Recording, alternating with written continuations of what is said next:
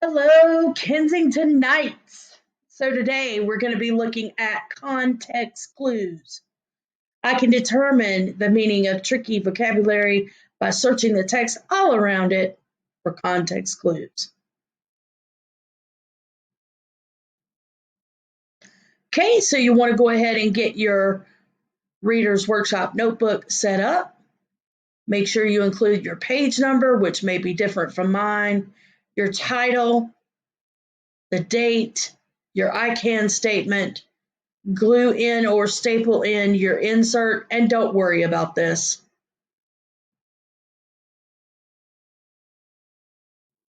All right, and we're back. So we have the context clues.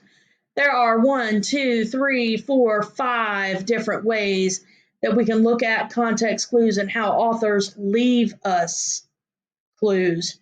Inference to me is the most difficult because it just drops little breadcrumbs and they expect you to figure out what it means. So the example is after the 1700s, the Pueblos replaced cotton with wool as the most important textile. Well, I know that cotton is replacing wool in this sentence. And I know that cotton and wool are both used to make fabric. Okay, so a textile must be some type of fabric making thing.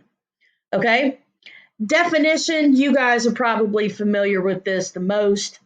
You look for signal words is, are, called, means, and or. Okay, the example usually gives you signal words such as, for instance, like including.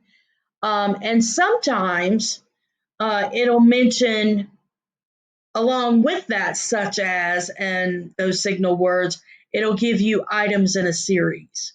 Sometimes the items are nouns, and sometimes the items are verbs. So you need to be on the lookout for that. All right, antonyms are words that mean the opposite. The signal words are but, however, unlike, and although. And then your synonym is a word with a similar meaning, and the signal words are also as, like, same, similarly, and to, as in also.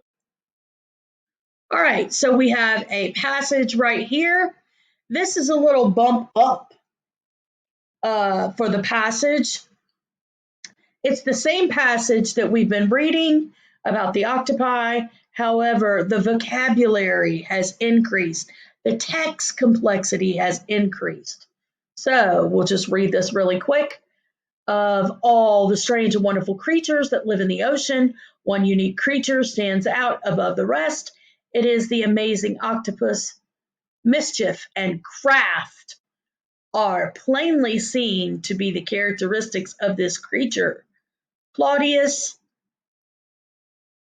Aelianus, a Roman natural historian, wrote at the turn of the 3rd century AD.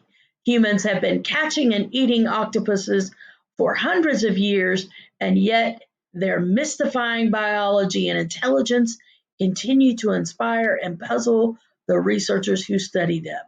Mystifying biology and intelligence. Mystifying is describing the body and the intelligence of the octopus.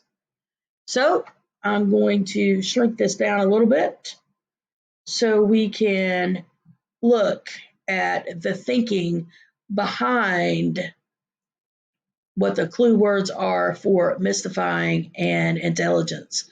I want you to think about what you think, and then now let's explore. I noticed that mystifying is describing biology and intelligence, and the rest of the sentence, it says, continue to inspire and puzzle researchers who study them. Inspire and puzzle. Mystify. Mystifying makes you wonder. Wonder means you're curious, that you might be inspired or you might be puzzled. And not only that, but the researchers are studying them. Why would you study something unless you were interested in it? If you were inspired by it, if you were curious about it. So there's your context clue. It is synonyms, inspire, and puzzled. Okay, then let's go back into our presentation mode. There are over 300 different types of octopus, and they can be found in every ocean of the world. This cephalopod's unique body, called a mantle, is soft and shaped like a bag. Boneless, well, we'll just stop right there. Okay, so cephalopod. It says this cephalopod. This means specific, okay? Not that, but this one right here. So that's a clue. We're going to shrink this down. And another thing that I think of is pod. Pod means feet because I know a tripod has 3 feet. It's one of those little things that you hold your camera up with so you can take a picture. Okay, and it has 3 legs and 3 feet. So I'm thinking, what in this passage has feet?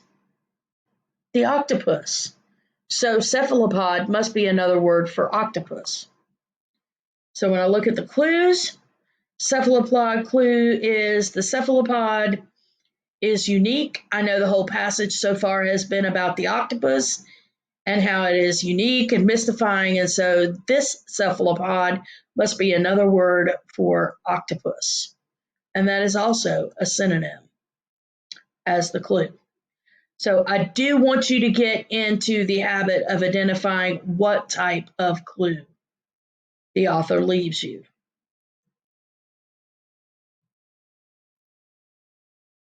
Okay, come to guided practice and we'll look at these words. In your work today, you want to make sure that you use your anchor chart, and it says choose a word or two from your reading that challenged you and consider and use context clues. Choose a word or two from your reading that challenged you to use context clues and describe how you figured it out. If there wasn't one, pretend there's one and explain to me how you know for sure that the meaning of that word in the passage is in fact that meaning. So for example, at first I was thrown by the meaning of cephalopod because I thought it had to do with 8 feet and that an octopus has, but then I realized it might have more to do with its body that looks like a giant head. Then I noticed that it said this unusual cephalopod, so I knew the whole article is about the octopi, and so I thought it's just another name for octopus. By the way, the literal meaning of cephalopod means head foot, which makes a lot of sense when you think about what an octopus looks like. All right, then you also have an additional quick little exit ticket that you'll need to do. It is a Google Cloud assignment. It will take you to a small passage with a little word circled on it, and then you will need to explain what type of context clue the author uses, what the meaning of the word is, and because it's a Google Cloud, there's just a little button. Let me explain right here. So if you look, I believe your button is somewhere around in here that says submit. Okay? So don't forget to do that. And I look forward to seeing you in guided practice on Teams. Nights, read on.